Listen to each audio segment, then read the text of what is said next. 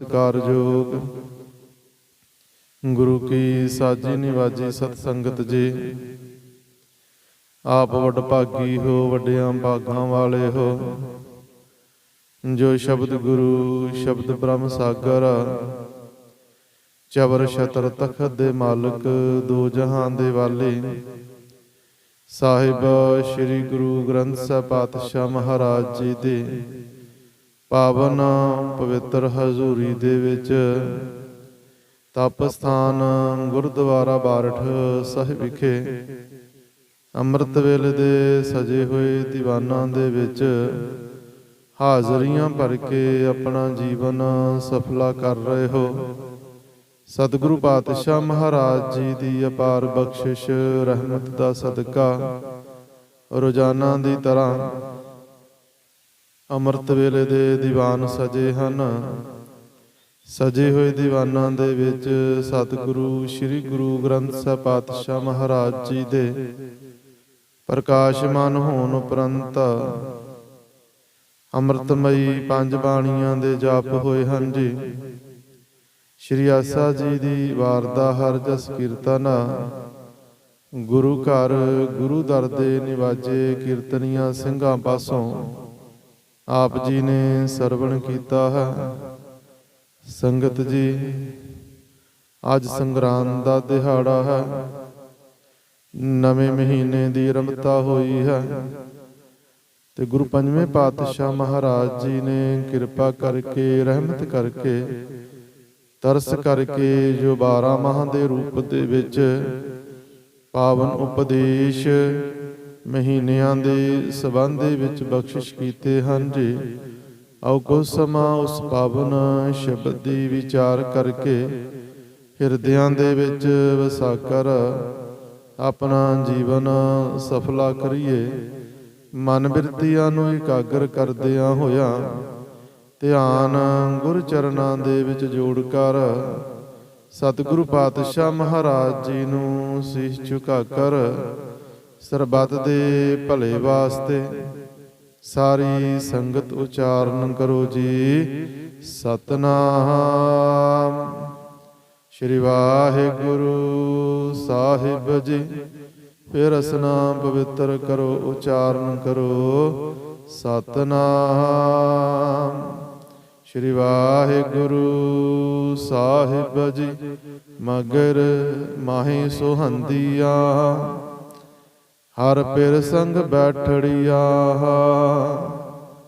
ਤਿਨ ਕੀ ਸੋਭਾ ਕਿਆ ਗਾਣੀ ਜੇ ਸਾਹਿਬ ਮੇਲੜੀਆ। ਗੁਰੂ ਸਵਾਰੀ ਸੰਗਤ ਜੀ, ਨਿਰੰਤਰ ਸਮਾਂ ਚੱਲਦਾ ਜਾਂਦਾ। ਜਿਹੜਾ ਪਿਛਲਾ ਮਹੀਨਾ ਸੀ ਕੱਤਕ ਦਾ, ਸਤਿਗੁਰੂ ਜੀ ਦੀ ਕਿਰਪਾ ਸਦਕਾ ਸੁੱਖਾਂ ਦੇ ਨਾਲ ਬਤੀਤ ਹੋਇਆ ਹੈ।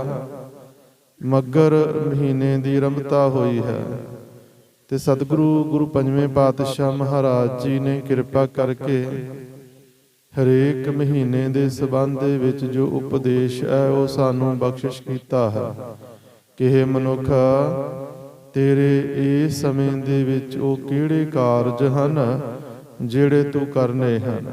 ਨਾਲ ਇਹ ਵੀ ਸਤਿਗੁਰੂ ਪਾਤਸ਼ਾਹ ਮਹਾਰਾਜ ਜੀ ਨੇ ਸਿੱਖਿਆ ਬਖਸ਼ਿਸ਼ ਕੀਤੀ ਹੈ ਕਿ ਇਹ ਅਸਲ ਦੇ ਵਿੱਚ 12 ਪੜਾਅ ਹਨ ਜਿਹੜੇ ਨਿਰੰਤਰ ਚੱਲਦਿਆਂ ਹੋਇਆਂ ਗਰਮੀ ਤੋਂ ਸ਼ੀਤਲਤਾ ਵਾਲੇ ਪਾਸੇ, ਸੰਸਾਰ ਤੋਂ ਪਰਮਾਤਮਾ ਵਾਲੇ ਪਾਸੇ ਦੇ ਪੜਾਅ ਤੇ ਪੜਾਅ ਦਰ ਪੜਾਅ ਚੱਲਦਿਆਂ ਹੋਇਆਂ, ਸਟੈਪ ਬਾਏ ਸਟੈਪ ਚੱਲਦਿਆਂ ਹੋਇਆਂ ਉਸ ਮਾਲਕ ਤੱਕ ਪਹੁੰਚਣਾ ਹੈ, ਸ਼ੀਤਲਤਾ ਤੱਕ ਪਹੁੰਚਣਾ ਹੈ। ਨਿਰੰਤਰ ਸਤਿਗੁਰੂ ਪਾਤਸ਼ਾਹ ਮਹਾਰਾਜ ਜੀ ਨੇ ਕਿਰਪਾ ਕਰਕੇ ਇਹ ਬਖਸ਼ਿਸ਼ ਕੀਤੀ ਕਿਉਂਕਿ ਤਪਸ਼ ਹੈ ਸੰਸਾਰ, ਵਿਕਾਰਾਂ ਦੀ ਤਪਸ਼ ਹੈ, ਅਨੇਕਾਂ ਪ੍ਰਕਾਰ ਦੀ ਔਗਣਾਂ ਦੀ ਤਪਸ਼ ਹੈ ਤੇ ਉਸ ਤਪਸ਼ ਤੋਂ ਨਿਜਾਤ ਪ੍ਰਾਪਤ ਕਰਕੇ ਸ਼ੀਤਲਤਾ ਦੀ ਪ੍ਰਾਪਤੀ ਕਰਨੀ ਹੈ, ਪਰਮਾਤਮਾ ਦੀ ਪ੍ਰਾਪਤੀ ਕਰਨੀ। ਕਿਉਂਕਿ ਪਰਮਾਤਮਾ ਜੀ ਸ਼ੀਤਲ ਹਨ, ਉਹ ਕ੍ਰੋਧ ਦੇ ਵਿੱਚ ਜਾਂ ਫਿਰ ਤਲਖੀ ਦੇ ਵਿੱਚ ਤੇ ਜਾਂ ਤਪਸ਼ ਦੇ ਵਿੱਚ ਕਦੇ ਵੀ ਆਉਂਦੇ ਨਹੀਂ ਹਨ। ਸੁਭਾਅ ਉਹਨਾਂ ਦਾ ਇਸ ਪ੍ਰਕਾਰ ਦਾ ਸਤਿਗੁਰੂ ਜੀ ਨੇ ਬਖਸ਼ਿਸ਼ ਕੀਤੀ, ਸਮਝਾ ਦਿੱਤਾ ਕਿ ਮਿੱਠ ਬੋਲੜਾ ਜੀ ਹਰ ਸੱਜਣ ਸੁਆਮੀ ਮੋਰਾ, ਹਉ ਸੰਭਲ ਥਕੀ ਜੀ, ਉਹ ਕਦੇ ਨਾ ਬੋਲੇ ਕੌੜਾ। ਤਾਂ ਤਪਸ਼ ਨਹੀਂ ਹੈ ਪਰਮਾਤਮਾ, ਸ਼ੀਤਲਤਾ ਹੈ। ਤੇ ਮਨੁੱਖ ਦਾ ਇਹ ਯਤਨ ਹੈ, ਮਨੁੱਖ ਦੇ ਜੀਵਨ ਦਾ ਇੱਕ ਸਿਖਰ ਹੈ ਕਿ ਸੰਸਾਰ ਤੋਂ, ਤਪਸ਼ ਤੋਂ ਪਰਮਾਤਮਾ ਜੀ ਤੱਕ, ਸ਼ੀਤਲਤਾ ਤੱਕ ਜੋ ਹੈ ਉਹ ਪਹੁੰਚਣਾ ਹੈ।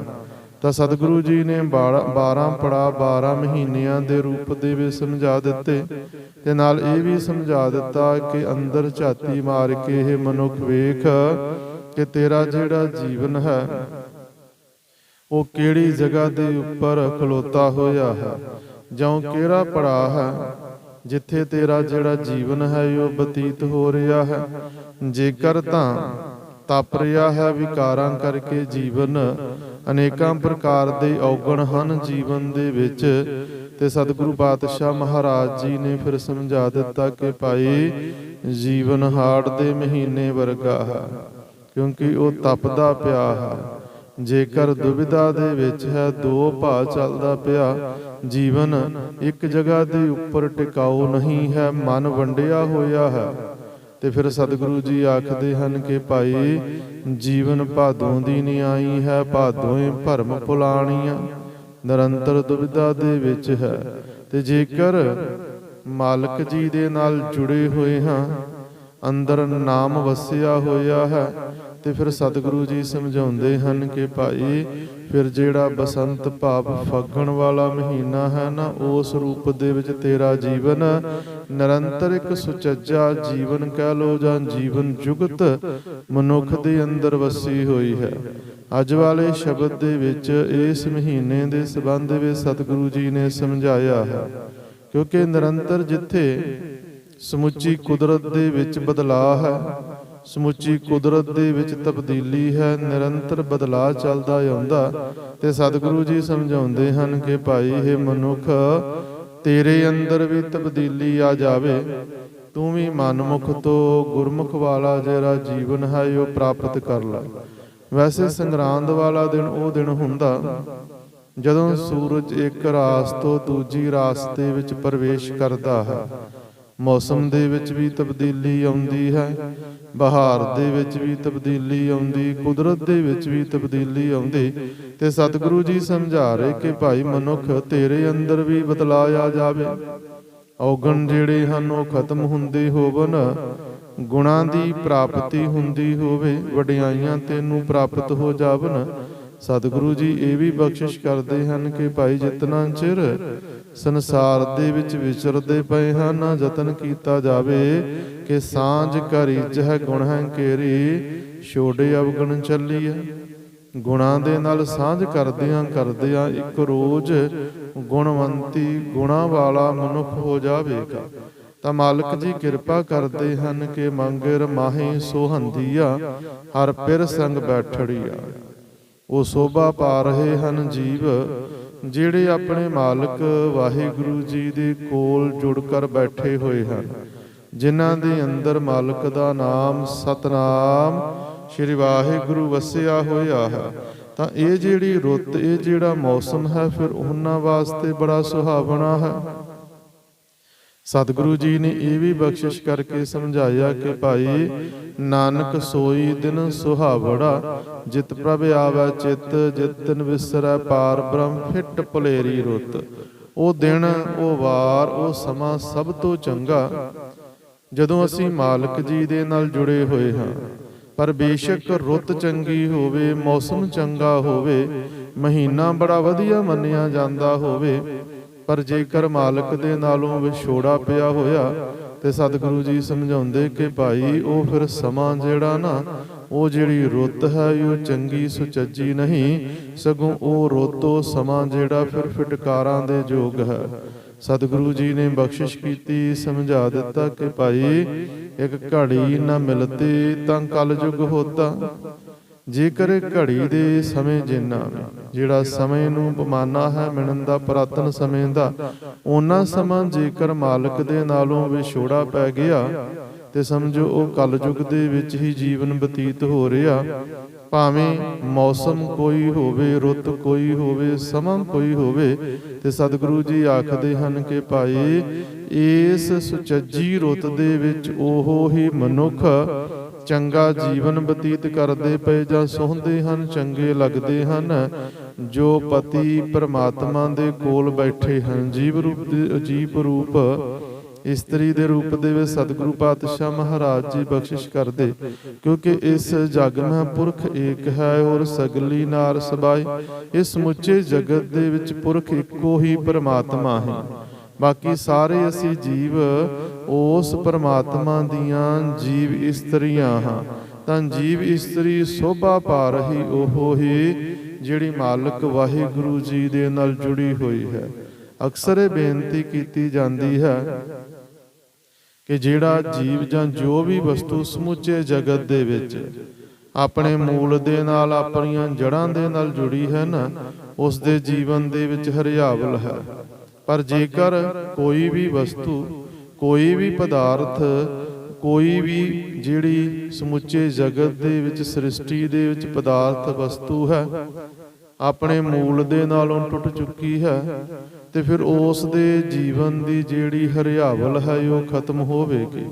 ਤੇ ਬੇਨਤੀ ਅਕਸਰ ਕੀਤੀ ਜਾਂਦੀ ਕਿ ਜਿਵੇਂ ਕਿਸੇ ਰੁੱਖ ਦੀ ਟਹਿਣੀ ਜਾਂ ਕੋਈ ਵੀ ਰੁੱਖ ਹੈ, ਜੜ੍ਹਾਂ ਦੇ ਨਾਲ ਜੁੜਿਆ, ਜ਼ਮੀਨ ਦੇ ਨਾਲ ਜੁੜਿਆ ਹੋਇਆ, ਬੇਸ਼ੱਕ ਪਤਝੜ ਦਾ ਸਮਾਂ ਆ ਜਾਵੇ, ਉਸਦੇ ਸਾਰੇ ਪੱਤੇ ਜਿਹੜੇ ਹਨ ਉਹ ਝੜ ਜਾਵਣ, ਪਰ ਜਦੋਂ ਮੌਸਮ ਦੇ ਵਿੱਚ ਬਦਲਾਅ ਆਵੇਗਾ, ਉਸ ਦੀਆਂ ਟਹਿਣੀਆਂ ਜਿਹੜੀਆਂ ਹਨ, ਕਰੂੰਬਲਾਂ ਫਿਰ ਤੋਂ ਫੁੱਟ ਆਵਣਗੀਆਂ, ਨਵੇਂ ਪੱਤੇ ਆਵਣਗੇ, ਹਰਿਆ ਭਰਿਆ ਉਹ ਰੁੱਖ ਹੋ ਜਾਵੇਗਾ।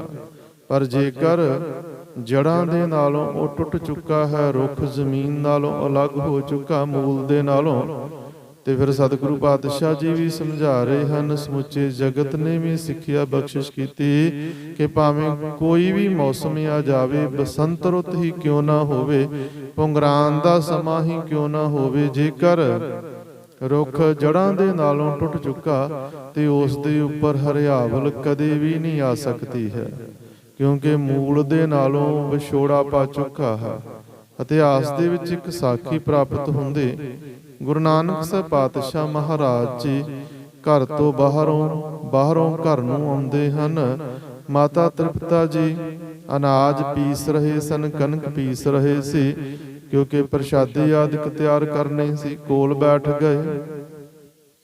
ਕੋਲ ਬੈਠ ਕਰ ਸਮੁੱਚੇ ਵਰਤਾਰੇ ਨੂੰ ਵੇਖਿਆ। ਜਦੋਂ ਅਨਾਜ ਪੀਸਣ ਦਾ, ਕਣਕ ਪੀਣ ਦਾ ਕਾਰਜ ਸੰਪੂਰਨ ਹੋਇਆ, ਮਾਤਾ ਜੀ ਨੇ ਚੱਕੀ ਦਾ ਜਿਹੜਾ ਉੱਪਰਲਾ ਪੁੜ ਸੀ ਉਹ ਚੁੱਕ ਕੇ ਪਰੇ ਰੱਖਿਆ, ਤੇ ਜਿਹੜਾ ਹੇਠਲਾ ਪੁੜ ਹੈ ਉਸ ਨੂੰ ਸਾਫ਼ ਕਰਨਾ ਆਰੰਭ ਕਰਦੇ ਹਨ, ਕਿਉਂਕਿ ਪੀਸਿਆ ਹੋਇਆ ਜਿਹੜਾ ਅਨਾਜ ਸੀ, ਆਟਾ ਸੀ, ਉਹ ਪ੍ਰਾਪਤ ਕਰਨਾ ਸੀ। ਵੇਖਿਆ ਕਿ ਜਿਹੜੇ ਕੁਝ ਦਾਣੇ ਕਿੱਲੀ ਦੇ ਨਾਲ ਜੁੜੇ ਹੋਏ ਜਨ, ਉਹ ਪੀਸਣ ਤੋਂ ਬਚ ਗਏ ਸੀ। ਹੈਰਾਨ ਹੋ ਕਰ ਗੁਰੂ ਨਾਨਕ ਸਾਹਿਬ ਜੀ ਮਾਤਾ ਜੀ ਨੂੰ ਪੁੱਛਦੇ ਹਨ ਕਿ ਕੀ ਕਾਰਨ ਨਿਰੰਤਰ ਤੁਸਾਂ ਨੇ ਚੱਕੀ ਨੂੰ ਚਲਾਇਆ ਹੈ, ਪਰ ਇਹ ਜਿਹੜੇ ਕੁਝ ਦਾਣੇ ਇਹ ਬਚ ਗਏ, ਇਸ ਦਾ ਕਾਰਨ ਕੀ? ਤੇ ਮਾਤਾ ਜੀ ਨੇ ਆਖਣਾ ਕੀਤਾ ਸੀ ਕਿ ਇਹ ਕਿੱਲੀ ਦੇ ਲਾਗੇ ਸੀ, ਇਹ ਧੁਰੀ ਦੇ ਲਾਗੇ ਸੀ, ਕੇਂਦਰ ਦੇ ਲਾਗੇ ਸਨ। ਸਤਿਗੁਰੂ ਪਾਤਸ਼ਾਹ ਮਹਾਰਾਜ ਜੀ ਨੇ ਬਖਸ਼ਿਸ਼ ਕੀਤੀ, ਫਰਮਾ ਦਿੱਤਾ, ਦੋਏ ਪੁਰ ਚੱਕੀ ਜੋੜ ਕੇ ਪੀਸਨ ਆਏ ਬਹਿਠ, ਜੋ ਦਰ ਰਹੇ ਸੋ ਉੱਭਰੇ ਨਾਨਕ ਅਜ਼ ਬਡਿਠ। ਬੜਾ ਅਜੀਬ ਨਜ਼ਾਰਾ ਵੇਖਿਆ ਕਿ ਨਿਰੰਤਰ ਅਨਾਜ ਪੀਸਦਾ ਪਿਆ ਸੀ, ਮਹੀਨ ਹੁੰਦਾ ਜਾ ਰਿਹਾ ਸੀ, ਪਰ ਜਿਹੜੇ ਦਾਣੇ ਕਿੱਲੀ ਦੇ ਲਾਗੇ ਸਨ, ਧੁਰੀ ਦੇ ਲਾਗੇ ਸੀ, ਕੇਂਦਰ ਦੇ ਲਾਗੇ ਸਨ, ਉਹ ਪੀਸਣ ਤੋਂ ਬਚ ਗਏ। ਜੋ ਮੂਲ ਦੇ ਨਾਲ ਜੁੜੇ ਰਹੇ, ਕੇਂਦਰ ਦੇ ਨਾਲ ਜੁੜੇ ਰਹੇ, ਉਹਨਾਂ ਦੇ ਉੱਪਰ ਚੱਕੀ ਦੇ ਚੱਲਣ ਦਾ ਕੋਈ ਵੀ ਅਸਰ ਨਹੀਂ ਹੋਇਆ ਸੀ। ਇਸੇ ਹੀ ਪ੍ਰਕਾਰ ਜਿਹੜਾ ਮਨੁੱਖ ਆਪਣੇ ਕੇਂਦਰ ਦੇ ਨਾਲ, ਆਪਣੀਆਂ ਜੜ੍ਹਾਂ ਦੇ ਨਾਲ, ਆਪਣੇ ਮੂਲ ਦੇ ਨਾਲ ਜੁੜਿਆ ਹੋਇਆ, ਭਾਵੇਂ ਵਿਕਾਰਾਂ ਦੀ ਨਿਰੰਤਰ ਚੱਕੀ ਚੱਲਦੀ ਰਹੇ, ਔਗਣ ਅਨੇਕਾਂ ਹੀ ਚੱਲਦੇ ਹੋਵਨ, ਪਰ ਉਸ ਜੀਵ ਦੇ ਉੱਪਰ ਵਿਕਾਰਾਂ ਦਾ ਕੋਈ ਵੀ ਅਸਰ ਨਹੀਂ ਹੋਵੇਗਾ, ਕਿਉਂਕਿ ਉਹ ਜੁੜ ਬੈਠਾ ਹੈ ਆਪਣੇ ਮਾਲਕ ਦੇ ਨਾਲ, ਉਹ ਜੁੜਿਆ ਹੋਇਆ ਹੈ, ਕੋਲ ਹੈ, ਵਾਹਿਗੁਰੂ ਜੀ ਦੇ ਕੋਲ, ਆਪਣੇ ਪਤੀ ਪਰਮੇਸ਼ਰ ਦੇ ਕੋਲ, ਤੇ ਸਤਿਗੁਰੂ ਜੀ ਆਖਦੇ ਕਿ ਉਹ ਹੀ ਸੋਭਾ ਪਾ ਰਹੇ ਹਨ। ਇਸ ਸਮੇਂ ਦੇ ਵਿੱਚ ਜਿਹੜੇ ਮਾਲਕ ਦੇ ਕੋਲ ਬੈਠੇ ਜੋ ਇਸ ਪ੍ਰਕਾਰ ਦੇ ਹਨ ਕਿ ਹਰ ਪਿਰ ਸੰਗ ਬੈਠੜੀਆਂ, ਜਿਹੜੇ ਆਪਣੇ ਪਤੀ ਦੇ ਕੋਲ ਜੀਵ ਇਸਤਰੀਆਂ ਬੈਠੀਆਂ ਹਨ। ਸਤਿਗੁਰੂ ਜੀ ਬਖਸ਼ਿਸ਼ ਕਰਦੇ, ਤਿਨ ਕੀ ਸੋਭਾ ਕਿਆ ਗਣੀ, ਜੇ ਸਾਹਿਬ ਮਿਲੜੀਆ। ਸਤਿਗੁਰੂ ਜੀ ਨੇ ਸਮਝਾ ਦਿੱਤਾ ਕਿ ਭਾਈ, ਜਿਨ੍ਹਾਂ ਨੂੰ ਮਾਲਕ ਵਾਹਿਗੁਰੂ ਜੀ ਨੇ ਆਪਣੇ ਨਾਲ ਮਿਲਾ ਲਿਆ ਨਾ, ਉਹਨਾਂ ਦੀ ਜਿਹੜੀ ਸੋਭਾ ਹੈ, ਉਹਨਾਂ ਦੀ ਜਿਹੜੀ ਵਡਿਆਈ ਹੈ, ਉਹ ਕਿਸੇ ਵੀ ਰੂਪ ਦੇ ਵਿੱਚ ਕਥਨ ਨਹੀਂ ਕੀਤੀ ਜਾ ਸਕਦੀ, ਕਹੀ ਨਹੀਂ ਜਾ ਸਕਦੀ, ਕਿਉਂਕਿ ਉਹ ਮਾਲਕ ਦਾ ਹੀ ਰੂਪ ਹੋ ਗਏ ਹਨ। ਦਸ਼ਮੇਸ਼ ਪਿਤਾ ਜੀ ਸਮਝਾ ਰਹੇ ਨੇ, ਹਰ ਜਨ ਦੋਇ ਏਕ ਹੈ, ਬਿਬ ਵਿਚਾਰ ਕਛਨਾਹੇ, ਜਲ ਤੇ ਉਪਜ ਤਰੰਗ ਜਿਉ ਜਲ ਹੀ ਬਿਖੈ ਸਮਾਏ।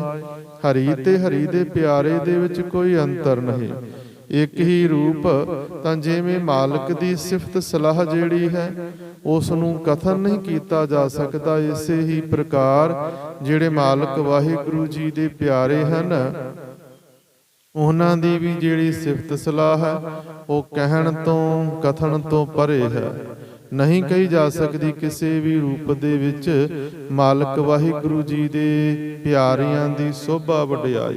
ਕਿਉਂਕਿ ਗੁਣ ਇੰਨੇ ਜ਼ਿਆਦਾ, ਵਡਿਆਈਆਂ ਇੰਨੀਆਂ ਜ਼ਿਆਦੀਆਂ ਕਿ ਮਨੁੱਖ ਦੇ ਕੋਲ ਜਿਹੜੇ ਸ਼ਬਦ ਹਨ ਉਹ ਸੰਪੂਰਨ ਹੋਵਣਗੇ, ਪਰ ਪ੍ਰਭੂ ਦੇ ਪਿਆਰਿਆਂ ਦੀ ਸਿਫਤ ਕਿਸੇ ਵੀ ਰੂਪ ਦੇ ਵਿੱਚ ਸੰਪੂਰਨ ਨਹੀਂ ਹੋ ਸਕਦੀ। ਸਤਿਗੁਰੂ ਜੀ ਸਮਝਾ ਰਹੇ, ਤਨ ਮਨ ਮੌਲਿਆ ਰਾਮ ਸਿਉ, ਸੰਗ ਸਾਧ ਸਹੇਲੜੀਆ। ਜਿਹੜੇ ਚੰਗਿਆਂ ਦੀ ਸੰਗਤ ਕਰ ਗਏ, ਗੁਰਮੁਖ ਪਿਆਰਿਆਂ ਦੀ ਸੰਗਤ ਕੀਤੀ, ਜਿਹੜੇ ਸਤ ਸੰਗ ਦੇ ਵਿੱਚ ਜੁੜ ਬੈਠੇ ਹਨ, ਸਤਿਗੁਰੂ ਪਾਤਸ਼ਾਹ ਮਹਾਰਾਜ ਜੀ ਸਮਝਾ ਰਹੇ, ਉਹਨਾਂ ਦਾ ਤਨ ਵੀ ਤੇ ਉਹਨਾਂ ਦਾ ਜਿਹੜਾ ਮਨ ਹੈ ਨਾ, ਉਹ ਵੀ ਖਿੜਿਆ ਹੋਇਆ ਰਹਿੰਦਾ ਹੈ। ਜਿਹੜੇ ਚੰਗਿਆਂ ਦੀ ਸੰਗਤ ਕਰਕੇ ਸਾਧ ਕੌਣ? ਸਤਿਗੁਰੂ ਜੀ ਸਮਝਾਉਂਦੇ ਹਨ, ਬਖਸ਼ਿਸ਼ ਕਰਦੇ ਹਨ ਕਿ ਸਾਧ ਦੀ ਪਰਿਭਾਸ਼ਾ ਭਾਈ ਗੁਰਦਾਸ ਜੀ ਨੇ ਸਾਨੂੰ ਸਮਝਾ ਦਿੱਤੀ ਜੀ। ਇੱਕ ਪੰਕਤੀ ਦੇ ਵਿੱਚ ਉਹ ਬਖਸ਼ਿਸ਼ ਕਰਦੇ ਹਨ ਭਾਈ ਗੁਰਦਾਸ ਜੀ ਕਿ 9 ਦਰਵਾਜੇ ਸਾਧ ਸਦਾਇਆ। ਜਿਸ ਨੇ ਸਰੀਰ ਦੇ 9 ਦਰਵਾਜੇ ਸਾਧ ਲਏ, ਉਹ ਹੀ ਅਸਲ ਦੇ ਵਿੱਚ ਸਾਧ ਹੈ। ਤੇ ਐਸੇ ਗੁਰਮੁਖ ਪਿਆਰਿਆਂ ਦੀ ਜਦੋਂ ਸੰਗਤ ਕੀਤੀ ਜਾਵੇਗੀ, ਜੀਵਨ ਦੇ ਵਿੱਚ ਬਦਲਾਅ ਆ ਜਾਵੇਗਾ। ਨਿਰੰਤਰ ਬੇਨਤੀਆਂ ਕੀਤੀਆਂ ਜਾਂਦੀਆਂ ਕਿ ਮਨੁੱਖ ਦਾ ਜੀਵਨ ਉਸ ਦੀ ਜਿਹੜੀ ਸੰਗਤ ਹੈ ਨਾ, ਉਸ ਤੋਂ ਬੜਾ ਪ੍ਰਭਾਵਿਤ ਹੁੰਦਾ ਹੈ।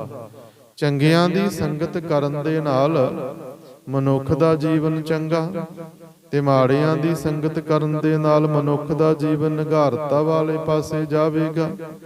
ਇੱਕ ਵੇਲ ਹੈ ਫੁੱਲਾਂ ਦੀ, ਚਾਹੇ ਫਲਾਂ ਦੀ ਵੇਲ ਹੈ, ਜੇਕਰ ਅਸੀਂ ਉਸ ਨੂੰ ਕਿਸੇ ਟੋਏ ਦੇ ਲਾਗੇ ਲਗਾ ਦੇਵਾਂਗੇ, ਉਹ ਨੀਵੇਂ ਪਾਸੇ ਨੂੰ ਜਾਵੇਗੀ, ਕਿਉਂਕਿ ਉਸ ਦੀ ਸੰਗਤ ਨੀਵਿਆਂ ਨਾਲ ਹੈ। ਪਰ ਜੇਕਰ ਉਸੇ ਹੀ ਵੇਲ ਨੂੰ ਜਾਂ ਵੱਲ ਨੂੰ ਅਸੀਂ ਕਿਸੇ ਰੁੱਖ ਦੇ ਲਾਗੇ ਲਗਾਵਾਂਗੇ, ਉਹ ਤਾਂ ਨੂੰ ਜਾਵੇਗੀ, ਕਿਉਂਕਿ ਸੰਗਤ ਚੰਗਿਆਂ ਦੀ ਹੋ ਗਈ। ਤੇ ਇਹ ਵੀ ਘਰਾਂ ਦੇ ਵਿੱਚ ਇੱਕ ਵਰਤਾਰਾ ਚੱਲਦਾ। ਜਦੋਂ ਸਾਡੇ ਬੱਚੇ ਪੜ੍ਹਨ ਵਾਸਤੇ ਜਾਂਦੇ ਜਾਂ ਅਸੀਂ ਜਾਂਦੇ ਰਹੇ ਹਾਂ, ਤਾਂ ਇੱਕ ਸਿੱਖਿਆ ਮਿਲਦੀ ਸੀ ਆਪਣੇ ਬਜ਼ੁਰਗਾਂ ਦੇ ਕੋਲੋਂ। ਅਸੀਂ ਵੀ ਅਗਾਂਹ ਉਸੇ ਹੀ ਪ੍ਰਕਾਰ ਆਖਦੇ ਹਾਂ ਕਿ ਭਾਈ ਆਪਣੀ ਕਲਾਸ ਦੇ ਵਿੱਚ, ਆਪਣੀ ਜਮਾਤ ਦੇ ਵਿੱਚ ਜਿਹੜੇ ਹੁਸ਼ਿਆਰ ਚੰਗੇ ਬੱਚੇ ਹਨ, ਉਹਨਾਂ ਦੇ ਕੋਲ ਬੈਠਿਓ। ਜਿਹੜੇ ਇਲਤੀ ਸ਼ਰਾਰਤੀ ਹਨ, ਉਹਨਾਂ ਦੇ ਕੋਲ ਨਾ ਬੈਠਿਓ। ਨਲਾਇਕ ਬੱਚਿਆਂ ਦੇ ਕੋਲ ਨਾ ਬੈਠਿਓ, ਕਿਉਂਕਿ ਜੇਕਰ ਚੰਗਿਆਂ ਕੋਲ ਬੈਠੋਗੇ ਨਾ ਤੇ ਚੰਗਾ ਜੀਵਨ ਬਣਦਾ ਜਾਵੇਗਾ। ਨਲਾਇਕਾਂ ਦੇ ਕੋਲ, ਇਲਤੀ ਸ਼ਰਾਰਤੀ ਬੱਚਿਆਂ ਦੇ ਕੋਲ ਬੈਠਣ ਦੇ ਨਾਲ ਨਿਰੰਤਰ ਸ਼ਰਾਰਤਾਂ ਵਾਲੇ ਪਾਸੇ ਧਿਆਨ ਜਾਵੇਗਾ ਤੇ ਫਿਰ ਸ਼ਿਕਾਇਤਾਂ ਪ੍ਰਾਪਤ ਹੋਵਣਗੀਆਂ। ਇਹੋ ਹੀ ਜ਼ਿੰਦਗੀ ਦੀ ਵੀ ਵਿਚਾਰਧਾਰਾ ਹੈ। ਇੱਥੇ ਵੀ ਜੇਕਰ ਜੀਵਨ ਦੇ ਵਿੱਚ ਚੱਲਦਿਆਂ ਹੋਇਆਂ ਚੰਗਿਆਂ ਦੇ ਕੋਲ ਬੈਠਾਂਗੇ, ਜਿਹੜੇ ਮਾਲਕ ਦਾ ਨਾਮ ਜਪਦੇ ਹਨ, ਚੰਗਾ ਜੀਵਨ ਜਿਹੜਾ ਬਤੀਤ ਕਰਦੇ ਪਏ, ਤੇ ਉਹਨਾਂ ਦੇ ਕੋਲ ਬੈਠਣ ਦੇ ਨਾਲ ਚੰਗੀਆਂ ਵਿਚਾਰਾਂ, ਚੰਗਾ ਕੁਝ ਪ੍ਰਾਪਤ ਹੋਵੇਗਾ, ਜੀਵਨ ਚੰਗਾ ਹੋ ਜਾਵੇਗਾ। ਤੇ ਮਾੜੇ ਦੇ ਕੋਲ ਬੈਠਣ ਦੇ ਨਾਲ ਮਾੜੀਆਂ ਵਿਚਾਰਾਂ ਆਵਣਗੀਆਂ ਤੇ ਜੀਵਨ ਨਿਘਾਰਤਾ ਵਾਲੇ ਪਾਸੇ, ਮਾੜੇ ਪਾਸੇ ਹੀ ਜਾਂਦਾ ਹੋਵੇਗਾ। ਇੱਕ ਉਹ ਮਨੁੱਖ ਜਿਹੜਾ ਨਿਯਮਾਂ ਦੇ ਵਿੱਚ ਸੁਚੱਜਾ ਜੀਵਨ ਬਤੀਤ ਕਰਦਾ, ਗੁਰਬਾਣੀ ਦੇ ਆਸ਼ੇ ਦੇ ਅਨੁਸਾਰ, ਉਹਦੇ ਕੋਲ ਬੈਠਣ ਦੇ ਨਾਲ ਫਰਕ ਵੇਖ ਲਿਓ। ਤੇ ਇੱਕ ਮਨੁੱਖ ਜਿਹੜਾ ਮਾੜੇ ਜੀਵਨ ਵਾਲਾ, ਨਸ਼ੇ ਆਦਿ ਕਰਨ ਵਾਲਾ, ਉਸ ਦੇ ਕੋਲ ਬੈਠਣ ਦੇ ਨਾਲ ਕਿੰਨਾ ਫਰਕ ਪਵੇਗਾ, ਇਹ ਅਸੀਂ ਵੇਖ ਸਕਦੇ ਹਾਂ। ਚੰਗੇ ਮਨੁੱਖ ਕੋਲ ਬੈਠਾਂਗੇ ਤਾਂ ਲੋਕ ਆਖਦੇ ਹੋਵਣਗੇ ਉਹ ਚੰਗਿਆਂ ਕੋਲ ਬੈਠ ਰਿਹਾ, ਉਹ ਚੰਗਾ ਹੈ।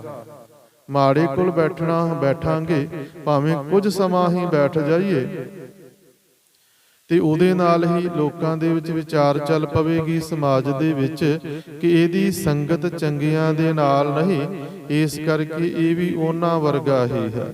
ਤੇ ਸਤਿਗੁਰੂ ਜੀ ਸਮਝਾ ਰਹੇ, ਜੇਕਰ ਚੰਗਿਆਂ ਦੀ ਸੰਗਤ ਕਰਦੇ ਹਾਂ, ਸੰਗ ਸਾਧ ਸਹੇਲੜੀਆਂ, ਜਿਹੜੀਆਂ ਸਹੇਲੀਆਂ ਹਨ, ਜਿਹੜੇ ਸਾਥੀ ਹਨ, ਜੇਕਰ ਉਹ ਸਾਧ ਰੂਪ ਹਨ, ਸਤ ਸੰਗੀ ਜਨ ਹਨ, ਉਹਨਾਂ ਦਾ ਅਸੀਂ ਸੰਗ ਕਰਦੇ ਪਏ, ਤੇ ਇਹ ਸਰੀਰ ਵੀ ਸੁਚੱਜਾ ਮੌਲਿਆ ਹੋਵੇਗਾ, ਖਿੜਿਆ ਹੋਵੇਗਾ, ਤੇ ਜਿਹੜਾ ਮਨ ਹੈ ਉਸ ਦੇ ਵਿੱਚ ਵੀ ਚੰਗੇ ਵਿਚਾਰ, ਤੇ ਉਹ ਵੀ ਖਿੜਿਆ ਹੀ ਰਹੇਗਾ ਚੰਗਿਆਂ ਦੇ ਕੋਲ ਬੈਠਣ ਦੇ ਨਾਲ। ਹੁਣ ਇੱਕ ਗੰਦਗੀ ਹੈ ਨਾ, ਗੰਦਗੀ ਦੇ ਕੋਲ ਹੋਵਾਂਗੇ ਤੇ ਉਹਦੀ ਜਿਹੜੀ ਗੰਦੀ ਬਦਬੂ ਹੈ ਉਹ ਜੀਵਨ ਦੇ ਵਿੱਚ ਜਾਂ ਸਾਡੇ ਵਿੱਚ ਵੀ ਪਰ ਜਾਵੇਗੀ।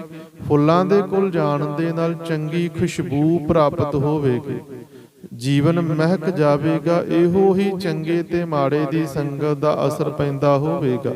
ਸਤਿਗੁਰੂ ਜੀ ਸਮਝਾਉਂਦੇ ਹਨ ਕਿ ਇਹ ਤਾਂ ਸੀ ਚੰਗਿਆਂ ਦੀ ਸੰਗਤ, ਜਿਹਦੇ ਸਦਕਾ ਤਨ ਵੀ ਤੇ ਮਨ ਵੀ ਜਿਹੜਾ ਉਹ ਮੌਲਿਆ ਗਿਆ, ਖਿੜਿਆ ਹੋ ਗਿਆ, ਚੰਗਾ ਜੀਵਨ ਪ੍ਰਾਪਤ ਹੋ ਗਿਆ। ਹੁਣ ਇੱਕ ਉਹ ਵੀ ਹਨ ਜਿਹੜੇ ਚੰਗਿਆਂ ਦੀ ਸੰਗਤ ਨਹੀਂ ਕਰਦੇ, ਤੇ ਫਿਰ ਉਹ ਇਕੱਲੇ ਹੀ ਰਹਿ ਜਾਂਦੇ ਹਨ। ਸਾਧ ਜਨਾਂ ਤੇ ਬਾਹਰੀ ਸੇ ਰਹਿਣ ਅਕੇਲੜੀਆ, ਕਿਉਂਕਿ ਸਾਥ ਛੱਡਦੇ ਜਾਵਣਗੇ। ਨਸ਼ਾ ਕਰਦਾ ਪਿਆ ਕੋਈ ਮਨੁੱਖ, ਕੋਈ ਚੋਰੀ ਜਾਰੀ ਕਰਦਾ ਪਿਆ ਮਨੁੱਖ, ਤੇ ਹੌਲੀ ਹੌਲੀ ਜਿਹੜੇ ਸਕੇ ਸੰਬੰਧੀ, ਰਿਸ਼ਤੇਦਾਰ ਆਦਿਕ ਹਨ, ਸੱਜਣ ਮਿੱਤਰ ਸਨੇਹੀ ਹਨ, ਉਹ ਉਸ ਤੋਂ ਪਾਸਾ ਵੱਟਦੇ ਜਾਵਣਗੇ ਕਿ ਨਹੀਂ ਭਾਈ ਇਹਦੇ ਕੋਲ ਨਹੀਂ ਬੈਠਣਾ ਹੈ। ਇੱਥੋਂ ਤੱਕ ਅਸੀਂ ਸਮਾਜ ਦੇ ਵਿੱਚ ਵੇਖ ਸਕਦੇ ਹਾਂ ਕਿ ਜੇਕਰ ਮਨੁੱਖ ਦਾ ਸੁਚੱਜਾ ਜੀਵਨ ਨਹੀਂ ਨਾ, ਚੰਗਾ ਆਚਰਣ ਨਹੀਂ ਹੈ, ਚੰਗੀ ਵਿਚਾਰਧਾਰਾ ਨਹੀਂ, ਤੇ ਰਿਸ਼ਤੇਦਾਰ ਆਦਿਕ ਜਿੱਥੇ ਪਰੇ ਹੁੰਦੇ ਹਨ, ਵੱਡੀ ਗਿਣਤੀ ਦੇ ਵਿੱਚ ਲੋਕ ਘਰਾਂ ਤੋਂ ਵੀ ਬੁਲਾਉਣੋਂ ਹਟ ਜਾਂਦੇ ਕਿ ਨਹੀਂ ਭਾਈ ਇਹ ਚੰਗੇ ਜੀਵਨ ਵਾਲਾ ਮਨੁੱਖ ਨਹੀਂ ਹੈ, ਉਹ ਇਕੱਲਾ ਰਹਿ ਜਾਵੇਗਾ। ਸਤਿਗੁਰੂ ਜੀ ਸਮਝਾਉਂਦੇ ਹਨ ਕਿ ਭਾਈ ਚੰਗਿਆਂ ਦੀ ਸੰਗਤ ਤੋਂ ਬਿਨਾਂ ਸਾਧ ਜਨਾਂ ਤੇ ਬਾਹਰੀ, ਜਿਹੜੇ ਸਾਧ ਪ੍ਰਭੂ ਦੇ ਪਿਆਰੇ ਹਨ, ਉਹਨਾਂ ਤੋਂ ਜੇਕਰ ਬਾਹਰ ਵਾਲਾ ਜੀਵਨ ਹੈ ਨਾ, ਸੰਗਤ ਤੋਂ ਜੇਕਰ ਵਾਂਝੇ ਹਨ, ਤਾਂ ਬਿਲਕੁਲ ਹੀ ਇਕੱਲੇ ਛੁੱਟਣ ਦੀ ਨਿਆਈ ਰਹਿ ਜਾਵਾਂਗੇ। ਜਿਵੇਂ ਇੱਕ ਬੂਟਾ ਹੈ ਪੈਲੀ ਦੇ ਵਿੱਚ ਉੱਗਿਆ ਹੋਇਆ ਤਿਲਾਂ ਦਾ, ਜਦੋਂ ਪਹਿਲਾਂ ਹੁਣ ਵੀ ਵੱਖ-ਵੱਖ ਇਲਾਕਿਆਂ ਦੇ ਵਿੱਚ ਤਿਲਾਂ ਦੀ ਖੇਤੀ ਹੁੰਦੀ ਹੈ, ਤਾਂ ਉਹਨਾਂ ਦੇ ਵਿੱਚ ਜਿਹੜਾ ਤਿਲਾਂ ਦੇ ਵਿੱਚ ਤਾਂ ਫਲ ਆਦਿਕ ਸੀ, ਉਹ ਤਾਂ ਬੂਟਿਆਂ ਨੂੰ ਵੱਢ ਵੀ ਲਿਆ ਜਾਂਦਾ ਤੇ ਉਹਨਾਂ ਤੋਂ ਫਲ ਪ੍ਰਾਪਤ ਵੀ ਕਰ ਲਿਆ ਜਾਂਦਾ, ਤਿਲ ਪ੍ਰਾਪਤ ਕਰ ਲਏ ਜਾਂਦੇ ਹਨ। ਪਰ ਜਿਨ੍ਹਾਂ ਦੇ ਵਿੱਚ ਫਲ ਨਹੀਂ ਨਾ ਭਰਿਆ ਹੁੰਦਾ, ਉਹਨਾਂ ਨੂੰ ਕਿਸਾਨ ਉੱਥੇ ਪੈਲੀ ਦੇ ਵਿੱਚ ਹੀ ਰਹਿਣ ਦਿੰਦਾ ਹੈ। ਛੁੱਟੈ ਤਿਲ ਬਵਾੜ ਜਿਉ ਸੁਣਿਐ ਅੰਦਰ ਖੇਤ, ਖੇਤੈ ਅੰਦਰ ਛੁੱਟੀਐ, ਕਹੋ ਨਾਨਕ ਸਹੁ ਨਹਾ, ਫਲੀਐ ਫੁਲੀਐ ਬੱਬੜੇ ਭੀਤਨ ਵਿੱਚ ਸੁਆਹ। ਵੇਖਣ ਨੂੰ ਬਾਕੀਆਂ ਦੀ ਨਿਆਈ ਹੀ ਲੱਗਦਾ ਹੋਵੇਗਾ ਜੀਵਨ, ਪਰ ਅੰਦਰ ਸੁਆਹ ਹੈ, ਅੰਦਰ ਫਲ ਪੈਦਾ ਨਹੀਂ ਹੋ ਸਕਿਆ। ਕਿਸਾਨ ਫਿਰ ਉਹਨਾਂ ਨੂੰ ਪੈਲੀ ਦੇ ਵਿੱਚ ਹੀ ਪਏ ਰਹਿਣ ਦੇਵੇਗਾ। ਜਿਹੜੇ ਫਲ ਵਾਲੇ ਹਨ ਉਹ ਤਾਂ ਕਿਸਾਨ ਨੇ ਇਕੱਠੇ ਕਰ ਲਏ, ਉਹਨਾਂ ਦਾ ਤਾਂ ਮੁੱਲ ਪੈ ਗਿਆ, ਤੇ ਦੂਜਾ ਖੇਤ ਦੇ ਵਿੱਚ ਇਕੱਲਾ ਹੀ ਰਹਿ ਗਿਆ, ਉੱਥੇ ਹੀ ਸੜਦਾ ਹੋਵੇਗਾ, ਨਿਖਸਮਾ ਹੀ ਪਿਆ ਰਿਹਾ, ਕਿਉਂਕਿ ਗੁਣਾਂ ਤੋਂ ਬਗੈਰ ਸੀ, ਵਡਿਆਈਆਂ ਤੋਂ ਬਗੈਰ ਸੀ, ਤੇ ਕਿਸੇ ਨੇ ਵੀ ਉਸ ਨੂੰ ਅਪਣਾਇਆ ਨਹੀਂ। ਇਹ ਜੀਵਨ ਹੈ ਇਸੇ ਪ੍ਰਕਾਰ ਦਾ, ਗੁਣ ਹੋਵਣਗੇ, ਵਡਿਆਈਆਂ ਕੋਲ ਹੋਵਣਗੀਆਂ, ਫਲ ਆਦਿ ਕੋਲ ਹੋਵੇਗਾ, ਤੇ ਲੋਕ ਜਿਹੜੇ ਹਨ ਉਹ ਆਪਣੇ ਆਪ ਹੀ ਸਾਥ ਦਿੰਦੇ ਹੋਵਣਗੇ, ਕੋਲ ਹੁੰਦੇ ਹੋਵਣਗੇ। ਪਰ ਜੇਕਰ ਨਾ ਫਲ ਹੈ ਨਾ ਫੁੱਲ ਹੈ, ਨਾ ਜੀਵਨ ਸੁਚੱਜਾ। ਅੰਦਰ ਸਵਾਹ ਹੈ, ਅੰਦਰ ਮਾੜੀਆਂ ਵਿਚਾਰਾਂ, ਤੇ ਫਿਰ ਉਹ ਇਕੱਲੇ ਹੀ ਰਹਿ ਜਾਵਣਗੇ। ਸਾਧ ਜਨਾਂ ਤੇ ਬਾਹਰੀ, ਸੇ ਰਹਿਣ ਅਕੇਲੜੀਆਂ। ਤੇ ਸਤਿਗੁਰੂ ਜੀ ਨੇ ਫਿਰ ਸਮਝਾ ਦਿੱਤਾ ਕਿ ਭਾਈ ਤਿਨ ਦੁੱਖ ਨ ਕਬਹੂ ਉਤਰੇ, ਸੇ ਜਮ ਕੈ ਵਸ ਪੜੀਆ।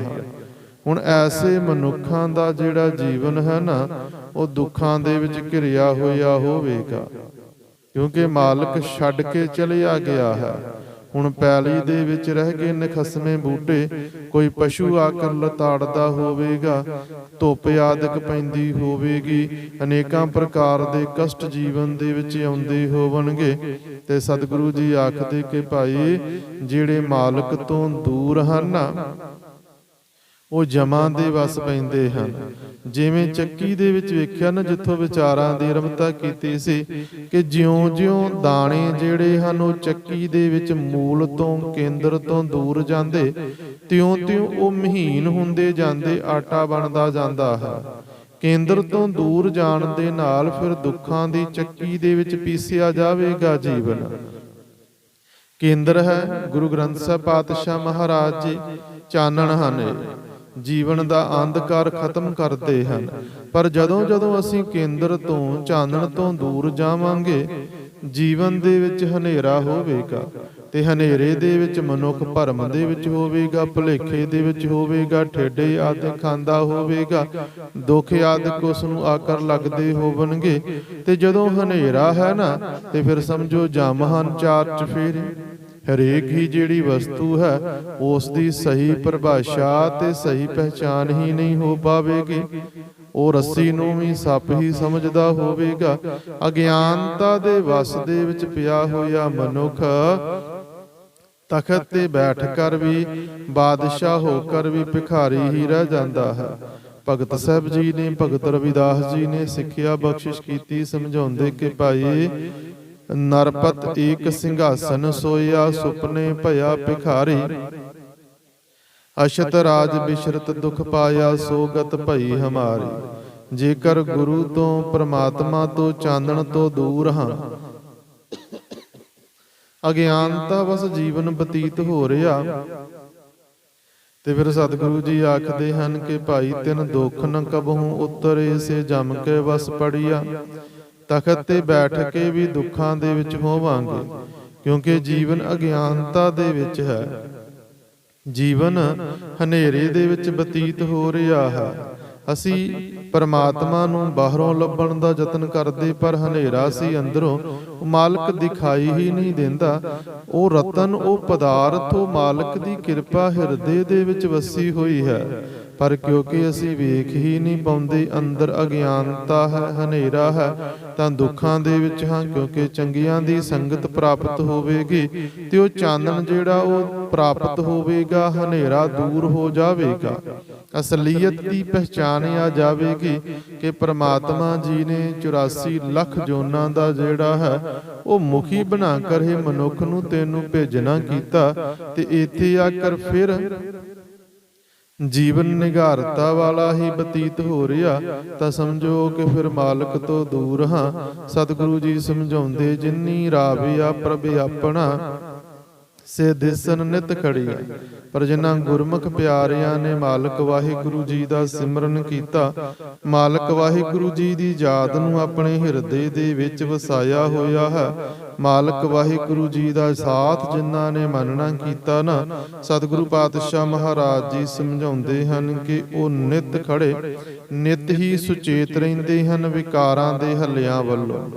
ਉਹ ਵਿਕਾਰਾਂ ਦੇ ਵਿੱਚ ਕਦੇ ਵੀ ਨਹੀਂ ਪੈਂਦੇ, ਕਿਉਂਕਿ ਮਾਲਕ ਨੇ ਉਹਨਾਂ ਨੂੰ ਸੂਝ, ਉਹਨਾਂ ਨੂੰ ਗਿਆਨ ਬਖਸ਼ਿਸ਼ ਕੀਤਾ ਹੁੰਦਾ ਹੈ। ਚੰਗੀ ਸੋਚ, ਚੰਗੀ ਸਿੱਖਿਆ, ਚੰਗਾ ਨਜ਼ਰੀਆ ਬਖਸ਼ਿਸ਼ ਕੀਤਾ ਹੁੰਦਾ ਕਿ ਭਾਈ ਅਸਲੀਅਤ ਕਿਸ ਪ੍ਰਕਾਰ ਦੀ ਤੇ ਅਸਲ ਜੀਵਨ ਕੀ ਹੈ। ਉਹ ਕਦੇ ਭਰਮ ਦੇ ਵਿੱਚ, ਭੁਲੇਖੇ ਦੇ ਵਿੱਚ ਨਹੀਂ ਪੈਂਦੇ ਹੋਵਣਗੇ, ਕਿਉਂਕਿ ਉਹ ਮਾਲਕ ਦੀ ਕਿਰਪਾ ਦੇ ਪਾਤਰ ਬਣੇ ਹੋਏ ਹਨ। ਹਨੇਰਾ ਨਹੀਂ ਹੈ ਜੀਵਨ ਦੇ ਵਿੱਚ, ਗਿਆਨ ਰੂਪੀ ਚਾਨਣ ਹੈ, ਤੇ ਹਨੇਰਾ ਦੂਰ ਗੁਰੂ ਦੀ ਕਿਰਪਾ ਦੇ ਨਾਲ ਹੋਵੇਗਾ। ਸਤਿਗੁਰੂ ਜੀ ਸਮਝਾਉਂਦੇ ਹਨ, ਜੇ ਸੋ ਚੰਦਾ ਉਗਵੈ, ਸੂਰਜ ਚੜੇ ਹਜ਼ਾਰ, ਏਤੇ ਚਾਨਣ ਹੁੰਦੇ ਆ ਗੁਰ ਬਿਨ ਘੋਰ ਹੰਧਾਰ। ਗੁਰੂ ਤੋਂ ਬਿਨਾਂ ਘੋਰ ਹਨੇਰਾ, ਤੇ ਗੁਰੂ ਨੂੰ ਮਿਲਣ ਦੇ ਨਾਲ ਪ੍ਰਕਾਸ਼, ਤੇ ਜਦੋਂ ਪ੍ਰਕਾਸ਼ ਹੋ ਗਿਆ ਜੀਵਨ ਦੇ ਵਿੱਚ ਚਾਨਣ ਹੋ ਗਿਆ, ਤੇ ਮਨੁੱਖ ਦੇ ਅੰਦਰ ਦੇ ਸਾਰੇ ਜਿਹੜੇ ਭਰਮ ਹਨ ਉਹ ਦੂਰ ਹੋ ਜਾਂਦੇ ਹਨ। ਤੇ ਸਤਿਗੁਰੂ ਜੀ ਸਮਝਾਉਂਦੇ ਕਿ ਭਾਈ ਉਹ ਫਿਰ ਵਿਕਾਰਾਂ ਵੱਲੋਂ ਵੀ ਸਦਾ ਹੀ ਸੁਚੇਤ ਰਹਿੰਦੇ ਹਨ। ਰਤਨ ਜਵੇਹਰ ਲਾਲ ਹਰ, ਕੰਠ ਤੇ ਨਾ ਜੜੀਆ। ਸਤਿਗੁਰੂ ਪਾਤਸ਼ਾਹ ਮਹਾਰਾਜ ਜੀ ਨੇ ਬਖਸ਼ਿਸ਼ ਕੀਤੀ, ਸਮਝਾ ਦਿੱਤਾ ਕਿ ਭਾਈ ਵਾਹਿਗੁਰੂ ਜੀ ਨੇ ਕਿਰਪਾ ਕੀਤੀ ਤੇ ਗੁਣਵਾਨ ਜਿਹੜੇ ਮਨੁੱਖ ਹਨ ਉਹਨਾਂ ਦੇ ਹਿਰਦੇ ਦੇ ਵਿੱਚ ਜਿਹੜੇ ਰਤਨ ਜਵੇਹਰ ਆਦਿਕ ਹਨ ਜਾਂ ਵਡਿਆਈਆਂ ਹਨ ਜਾਂ ਜਿਹੜੇ ਗੁਣ ਹਨ ਉਹ ਹਿਰਦੇ ਦੇ ਵਿੱਚ ਪਰੋਏ ਰਹਿੰਦੇ ਹਨ, ਭਾਵ ਉਹ ਸਥਿਰ ਰਹਿੰਦੇ ਹਨ। ਤੇ ਜਿਵੇਂ ਮਨੁੱਖ ਨੇ ਹੀਰਿਆਂ ਦਾ, ਜਵਾਹਰਾਤਾਂ ਦਾ, ਲਾਲਾਂ ਦਾ ਹਾਰ ਗਲ ਦੇ ਵਿੱਚ ਪਾਇਆ ਹੁੰਦਾ ਤੇ ਉਹ ਬੜਾ ਸ਼ੋਭਦਾ ਨਾ, ਇਸੇ ਹੀ ਪ੍ਰਕਾਰ ਜਿਹੜਾ ਗੁਰਮੁਖ ਪਿਆਰਾ ਹੈ ਉਸ ਨੇ ਗੁਣਾਂ ਦਾ ਹਾਰ ਪਾਇਆ ਹੁੰਦਾ ਹੈ। ਉਸ ਦੇ ਕੋਲ ਗੁਣ ਹੁੰਦੇ ਹਨ, ਵਡਿਆਈਆਂ ਹੁੰਦੀਆਂ ਹਨ, ਤੇ ਸੰਸਾਰ ਦੇ ਵਿੱਚ ਉਸ ਦੇ ਗੁਣਾਂ ਕਰਕੇ, ਉਸ ਦੀਆਂ ਵਡਿਆਈਆਂ ਕਰਕੇ ਉਸ ਦੀ ਸ਼ੋਭਾ ਹੁੰਦੀ। ਸਤਿਗੁਰੂ ਪਾਤਸ਼ਾਹ ਮਹਾਰਾਜ ਜੀ ਬਖਸ਼ਿਸ਼ ਕਰਦੇ ਹਨ ਕਿ ਜਿਹੜੇ ਫਿਰ ਇਸ ਪ੍ਰਕਾਰ ਦੇ ਗੁਰਮੁਖ ਹਨ ਜਿਨ੍ਹਾਂ ਨੇ ਮਾਲਕ ਵਾਹਿਗੁਰੂ ਜੀ ਦਾ ਨਾਮ ਸਿਮਰਿਆ, ਜਿਹੜੇ ਸੁਚੇਤ ਹਨ ਉਸ ਦੇ ਦਰ ਤੇ ਹਨ, ਜਿਹੜੇ ਚੰਗਿਆਂ ਦੀ ਸੰਗਤ ਕਰਦੇ ਪਏ, ਜਿਨ੍ਹਾਂ ਨੇ ਜੀਵਨ ਦੇ ਵਿੱਚ ਗੁਣਾਂ ਦਾ ਹਾਰ ਆਪਣੇ ਗਲ ਦੇ ਵਿੱਚ ਪਾ ਲਿਆ, ਜਿਹੜਾ ਰਤਨਾਂ ਤੋਂ, ਜਵਾਹਰ ਲਾਲਾਂ ਤੋਂ, ਜਵਾਹਰਾਤਾਂ ਤੋਂ, ਲਾਲਾਂ ਤੋਂ ਬਹੁਤ ਕੀਮਤੀ ਹੈ। ਸਤਿਗੁਰੂ ਪਾਤਸ਼ਾਹ ਮਹਾਰਾਜ ਜੀ ਆਖਦੇ ਕਿ ਨਾਨਕ ਬਾਂਛਾ ਧੂੜ ਤਿੰਨ ਪ੍ਰਭ ਸਰਣੀ ਦਰ ਪੜੀਆ। ਜਿਹੜੇ ਮਾਲਕ ਵਾਹਿਗੁਰੂ ਜੀ ਦੇ ਦਰ ਤੇ ਰਹਿੰਦੇ ਹਨ ਫਿਰ ਉਹਨਾਂ ਦੀ ਜਿਹੜੀ ਚਰਨ ਧੂੜੀ ਹੈ ਨਾ, ਸਤਿਗੁਰੂ ਜੀ ਆਖਦੇ ਅਸੀਂ ਬਾਂਛਦੇ, ਲੋਚਦੇ, ਅਸੀਂ ਚਾਹੁੰਦੇ ਹਾਂ, ਕਿਉਂਕਿ ਐਸਿਆਂ ਦੀ ਜਿਹੜੀ ਚਰਨ ਧੂੜੀ ਹੈ ਨਾ ਉਹਦੇ ਨਾਲ ਜੀਵਨ ਸੁਚੱਜਾ ਹੋ ਜਾਵੇਗਾ। ਸਤਿਗੁਰੂ ਪਾਤਸ਼ਾਹ ਮਹਾਰਾਜ ਜੀ ਸਮਝਾਉਂਦੇ ਹਨ, ਮਾਗ ਮੱਜਨ ਸੰਗ ਸਾਧੂਆ ਧੂਰੀ ਕਰ ਇਸ਼ਨਾਨ, ਹਰ ਕਾ ਨਾਮ ਧਿਆਏ ਸੁਨ ਸਭਨਾ ਨੂੰ ਕਰਦਾਨ। ਹੁਣ ਉਹ ਚਰਨ ਧੂੜੀ ਦੇ ਵਿੱਚੋਂ ਹੀ ਜੀਵਨ ਮੁਕਤ ਹੋ ਜਾਂਦਾ ਹੈ। ਚਰਨ ਧੂੜੀ ਭਾਵ ਚੰਗਿਆਂ ਦੀ ਸੰਗਤ ਕਰਨ ਦੇ ਨਾਲ। ਜਿੱਥੋਂ ਵਿਚਾਰ ਆਰੰਭ ਕਰ ਰਹੇ ਸਾਂ, ਸਤਿਗੁਰੂ ਜੀ ਨੇ ਜੋ ਸਮਝਾ ਦਿੱਤਾ ਕਿ ਚੰਗਿਆਂ ਦੀ ਸੰਗਤ, ਫਿਰ ਉਹ ਬੇਨਤੀ ਜੀ ਕਿ ਜਿਹੜੇ ਪ੍ਰਭੂ ਦੇ ਪਿਆਰੇ, ਜਦੋਂ ਉਹਨਾਂ ਦੀ ਚਰਨ ਧੂੜੀ ਪ੍ਰਾਪਤ ਹੁੰਦੀ ਤੇ ਜੀਵਨ ਦੇ ਵਿੱਚ ਤਬਦੀਲੀ ਆ ਜਾਂਦੀ ਹੈ। ਜਿਹੜੇ ਮਾਲਕ ਦੇ ਦਰ ਤੇ ਹਨ, ਸਤਿਗੁਰੂ ਜੀ ਆਖਦੇ ਮੈਂ ਉਹਨਾਂ ਦੀ ਚਰਨ ਧੂੜੀ ਲੋਚਦਾ ਹਾਂ, ਕਿਉਂਕਿ ਉਹ ਸਦਕਾ ਹੀ ਇਹ ਜਿਹੜਾ ਜੀਵਨ ਹੈ ਨਾ ਇਹ ਭਾਗਾਂ ਵਾਲਾ ਹੁੰਦਾ ਹੈ। ਇਹ ਜੀਵਨ ਸੁਚੱਜਾ ਹੋ ਜਾਵੇਗਾ। ਜਿਤਨੇ ਵੀ ਔਗਣ ਆਦਿਕ ਹਨ ਉਹ ਜੀਵਨ ਦੇ ਵਿੱਚੋਂ ਖਤਮ ਹੋ ਜਾਵਣਗੇ, ਮੁੱਕ ਜਾਵਣਗੇ। ਸਤਿਗੁਰੂ ਪਾਤਸ਼ਾਹ ਮਹਾਰਾਜ ਜੀ ਫਿਰ ਸਮਝਾ ਰਹੇ ਕਿ ਮਗਰ ਪ੍ਰਭ ਆਰਾਧਨਾ ਬਹੁੜ ਨਾ ਜਨਮ ਅੜੀਆ ਹੈ। ਇਹ ਮਹੀਨਾ ਫਿਰ ਸਮਝਾ ਰਿਹਾ ਹੈ ਮੱਘਰ ਦਾ ਕਿ ਜਿਹੜੇ ਮਾਲਕ ਵਾਹਿਗੁਰੂ ਜੀ ਦੀ ਆਰਾਧਨਾ ਕਰਦੇ ਹਨ, ਸਿਮਰਨ ਕਰਦੇ ਹਨ, ਚੰਗਿਆਂ ਦੀ ਸੰਗਤ ਕਰਦੇ, ਜਿਨ੍ਹਾਂ ਦੇ ਜੀਵਨ ਦੇ ਵਿੱਚ ਨਾਮ ਵਸਿਆ ਹੁੰਦਾ, ਜੋ ਸੁਚੇਤ ਰਹਿੰਦੇ ਹਨ ਵਿਕਾਰਾਂ ਦੇ ਹੱਲਿਆਂ ਵੱਲੋਂ, ਸਤਿਗੁਰੂ ਜੀ ਆਖਦੇ ਕਿ ਉਹ ਬਾਅਦ ਦੇ ਵਿੱਚ ਕਦੇ ਵੀ ਜਨਮ ਮਰਨ ਦੇ ਇਸ ਗੇੜੇ ਦੇ ਵਿੱਚ ਨਹੀਂ ਆਉਂਦੇ ਹਨ। ਸਦੀਵ ਕਾਲ ਲਈ ਜਿਹੜਾ ਜਨਮ ਤੇ ਮੌਤ ਦਾ ਗੇੜਾ ਹੈ ਉਹਨਾਂ ਦਾ ਮੁੱਕ ਜਾਂਦਾ ਹੈ। ਇੱਕ ਹੈ ਸਰੀਰਕ ਮੌਤ, ਇੱਕ ਹੈ ਆਤਮਿਕ ਰੂਪ ਦੇ ਵਿੱਚ ਮੌਤ ਜੋ ਹੈ। ਸਤਿਗੁਰੂ ਜੀ ਨੇ ਬਖਸ਼ਿਸ਼ ਕੀਤੀ, ਸਮਝਾਇਆ ਕਿ ਸਰੀਰ ਆਉਣ ਵਾਲਾ ਹੈ, ਸਰੀਰ ਜਾਣ ਵਾਲਾ। ਮਿੱਟੀ ਇਕੱਠੀ ਹੁੰਦੀ, ਮਿੱਟੀ ਫਿਰ ਖਿਲਰ ਜਾਂਦੀ ਹੈ, ਪਰ ਆਤਮਿਕ ਰੂਪ ਦੇ ਵਿੱਚ ਜਿਹੜੀ ਮੌਤ ਹੈ ਨਾ ਉਹ ਬਾਰ-ਬਾਰ ਬੜੀ ਹੁੰਦੀ ਹੈ। ਕਈ ਵਾਰ ਇੱਕ ਹੀ ਜੀਵਨ ਦੇ ਵਿੱਚ ਅਨੇਕਾਂ ਵਾਰ ਮਨੁੱਖ ਦਿਨ ਦੇ ਵਿੱਚ ਵੀ ਅਨੇਕਾਂ ਵਾਰ ਮਰਦਾ ਜੰਮਦਾ ਆਤਮਿਕ ਰੂਪ ਦੇ ਵਿੱਚ। ਸਤਿਗੁਰੂ ਜੀ ਬਖਸ਼ਿਸ਼ ਕਰਦੇ, ਆਖਾਂ ਜੀਵਾਂ ਵਿਸਰੈ ਮਰ ਜਾ। ਜਦੋਂ ਵੀ ਵਿਸਰ ਜਾਵੇ ਮਾਲਕ ਦਾ ਨਾਮ, ਸਮਝੋ ਉਹ ਆਤਮਿਕ ਰੂਪ ਦੇ ਵਿੱਚ ਮੌਤ ਹੈ ਤੇ ਅਨੇਕਾਂ ਵਾਰ ਦਿਨ ਦੇ ਵਿੱਚ ਹੁੰਦੀ ਹੈ। ਜ਼ਮੀਰ ਦਾ ਮਰ ਜਾਣਾ ਅਸਲ ਦੇ ਵਿੱਚ ਮੌਤ ਹੈ। ਸਤਿਗੁਰੂ ਜੀ ਸਮਝਾਉਂਦੇ ਹਨ ਕਿ ਫਿਰ ਕਦੇ ਵੀ ਜਿਨ੍ਹਾਂ ਨੇ ਮਾਲਕ ਵਾਹਿਗੁਰੂ ਜੀ ਦੀ ਆਰਾਧਨਾ ਕੀਤੀ ਨਾ, ਉਹ ਸਾਰੇ ਹੀ, ਭਾਵੇਂ ਉਹ ਆਤਮਿਕ ਰੂਪ ਦੇ ਵਿੱਚ ਹੋਵੇ ਤੇ ਭਾਵੇਂ ਇਹ ਸਰੀਰਕ ਰੂਪ ਦੇ ਵਿੱਚ ਹੋਵੇ, ਉਹ ਜਨਮ ਮਰਨ ਤੋਂ ਪਰੇ ਹੋ ਜਾਂਦੇ। ਮੁੜ ਕੇ ਇਸ ਜੀਵਨ ਦੇ ਵਿੱਚ ਜਿਹੜਾ ਵਿਕਾਰਾਂ ਵਾਲਾ ਜੀਵਨ ਹੈ ਨਾ, ਉਸ ਦੇ ਵਿੱਚ ਨਹੀਂ ਆਉਂਦੇ। ਉਹਨਾਂ ਦਾ ਜਿਹੜਾ ਜੀਵਨ ਹੈ ਬਹੁਤ ਹੀ ਸੁਚੱਜਾ ਹੋ ਜਾਂਦਾ ਹੈ। ਇਹ ਗੇੜੇ ਦੇ ਵਿੱਚੋਂ, ਵਿਕਾਰਾਂ ਦੇ ਵਿੱਚੋਂ, ਔਗਣਾਂ ਦੇ ਵਿੱਚੋਂ ਉਹ ਸਦੀਵ ਕਾਲ ਲਈ ਪਰੇ ਹੋ ਜਾਂਦੇ ਹਨ। ਉਹਨਾਂ ਦਾ ਜੀਵਨ ਚੰਗਾ ਤੇ ਬਹੁਤ ਚੰਗਾ ਹੋ ਜਾਂਦਾ। ਸਤਿਗੁਰੂ ਪਾਤਸ਼ਾਹ ਮਹਾਰਾਜ ਜੀ ਨੇ ਕਿਰਪਾ ਰਹਿਮਤ ਕਰਕੇ, ਬਖਸ਼ਿਸ਼ ਕਰਕੇ ਇਸ ਪਾਵਨ ਸ਼ਬਦ ਦੇ ਰਾਹੀਂ ਚੰਗਾ ਜੀਵਨ, ਤਾਂ ਕਿ ਸੰਸਾਰ ਤੇ ਆਇਆ ਹੋਇਆਂ ਦਾ, ਸਾਡਾ ਸਾਰਿਆਂ ਦਾ ਸਫਲਾ ਹੋ ਜਾਵੇ, ਐਸਾ ਜੀਵਨ ਸਾਨੂੰ ਸਮਝਾ ਦਿੱਤਾ ਹੈ। ਸੰਗਰਾਂਦ ਅਸੀਂ ਮਨਾ ਰਹੇ ਹਾਂ ਸਾਰੇ ਹੀ, ਪਰ ਅਸਲ ਦੇ ਵਿੱਚ ਸੰਗਰਾਂਦ ਉਹ ਹੋਵੇਗੀ ਜਦੋਂ ਵਾਕਿਆ ਹੀ ਸਾਡੇ ਜੀਵਨ ਦੇ ਵਿੱਚ ਵੀ ਕੋਈ ਤਬਦੀਲੀ ਆਵੇਗੀ, ਜਦੋਂ ਸਾਡੇ ਜੀਵਨ ਦੇ ਵਿੱਚ ਵੀ ਬਦਲਾਅ ਆਵੇਗਾ, ਜਦੋਂ ਸਾਡੇ ਜੀਵਨ ਦੇ ਵਿੱਚੋਂ ਵੀ ਔਗਣ ਜਿਹੜੇ ਹਨ ਉਹ ਖਤਮ ਹੋ ਕਰ ਗੁਣ ਜਿਹੜੇ ਹਨ ਉਹਨਾਂ ਦੀ ਪ੍ਰਾਪਤੀ ਹੋ ਜਾਵੇਗੀ। ਜਦੋਂ ਅਸੀਂ ਵੀ ਗੁਰੂ ਦੇ ਨਾਲੋਂ ਜਿਹੜੇ ਵਿਛੜ ਚੁੱਕੇ ਹਾਂ, ਉਹ ਸਤਿਗੁਰੂ ਜੀ ਦੇ ਚਰਨਾਂ ਦੇ ਨਾਲ ਜੁੜ ਜਾਵਾਂਗੇ, ਤਾਂ ਉਹ ਸਾਡੇ ਜੀਵਨ ਦੀ ਅਸਲ ਸੰਗਰਾਂਦ ਹੋਵੇਗੀ। ਪਰ ਜੇਕਰ ਜੀਵਨ ਉਹੋ ਹੀ ਰਹਿ ਗਿਆ, ਨਾ ਕੋਈ ਔਗਣ ਦੀ ਤਿਆਗ ਕੀਤਾ, ਨਾ ਗੁਣਾਂ ਦੀ ਪ੍ਰਾਪਤੀ ਕੀਤੀ, ਤੇ ਸਿਰਫ ਮੱਥਾ ਟੇਕਣ ਤੱਕ ਸੀਮਤ ਰਹਿ ਗਏ ਨਾ, ਤਾਂ ਫਿਰ ਸੰਗਰਾਂਦ ਨਹੀਂ ਮਾਫ ਕਰਨਾ, ਕਹਿਣ ਦੇਣਾ। ਮੱਥਾ ਟੇਕਣਾ ਜ਼ਰੂਰੀ ਹੈ ਸਤਿਗੁਰੂ ਪਾਤਸ਼ਾਹ ਮਹਾਰਾਜ ਜੀ ਦੇ ਸਤਿਕਾਰ ਦੇ ਰੂਪ ਦੇ ਵਿੱਚ, ਪਰ ਅਸਲ ਸੰਗਰਾਂਦ ਸਾਡੀ ਉਹ ਹੋਵੇਗੀ ਜਦੋਂ ਅਸੀਂ ਆਪਣੇ ਅੰਦਰੋਂ ਔਗਣਾਂ ਨੂੰ ਛੱਡਦਿਆਂ ਹੋਇਆਂ ਗੁਣਾਂ ਦੀ ਪ੍ਰਾਪਤੀ ਕਰ ਲਵਾਂਗੇ। ਔਗਣ ਖਤਮ ਹੋਵਣਗੇ, ਗੁਣ ਪ੍ਰਾਪਤ ਹੋਵਣਗੇ। ਤੇ ਜੇਕਰ ਕੱਲ ਜਿਹੜੇ ਔਗਣ ਸੀ, ਚੁਗਲੀ, ਝੂਠ, ਚੋਰੀ, ਜਾਰੀ, ਨਸ਼ੇ ਆਦਿਕ, ਅੱਜ ਵੀ ਅਸੀਂ ਉਹੋ ਹੀ ਕਰਦੇ ਰਹਿ ਜਾਵਾਂਗੇ, ਸਾਰੇ ਔਗਣ ਹੋਣਗੇ ਉਹੋ ਦੇ ਉਹ, ਤੇ ਫਿਰ ਸੰਗਰਾਂਦ ਨਹੀਂ ਹੋਵੇਗੀ ਜੀ। ਸੰਗਰਾਂਦ ਤਾਂ ਜੇਕਰ ਔਗਣਾਂ ਨੂੰ ਛੱਡ ਕੇ ਗੁਣਾਂ ਦੀ ਪ੍ਰਾਪਤੀ ਕਰਦੇ ਹੋਵਾਂਗੇ।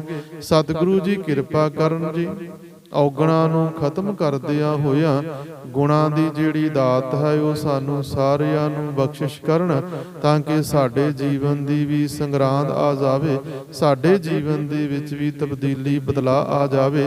ਮਨਮੁਖ ਤੋਂ ਗੁਰਮੁਖ ਵਾਲਾ ਸਾਡਾ ਜੀਵਨ ਬਣ ਜਾਵੇ, ਨਿਗੁਰਿਆਂ ਤੋਂ ਗੁਰੂ ਵਾਲਾ ਸਾਡਾ ਜੀਵਨ ਬਣ ਜਾਵੇ। ਇਹ ਸਾਡੇ ਜੀਵਨ ਦੀ ਸੰਗਰਾਂਦ ਹੋਵੇਗੀ। ਸਤਿਗੁਰੂ ਪਾਤਸ਼ਾਹ ਮਹਾਰਾਜ ਜੀ ਕਿਰਪਾ ਕਰਨ, ਸਮੁੱਚੀਆਂ ਸੰਗਤਾਂ ਦੇ ਸਿਰ ਤੇ ਮਿਹਰ ਭਰਿਆ ਹੱਥ ਰੱਖਣ ਜੀ।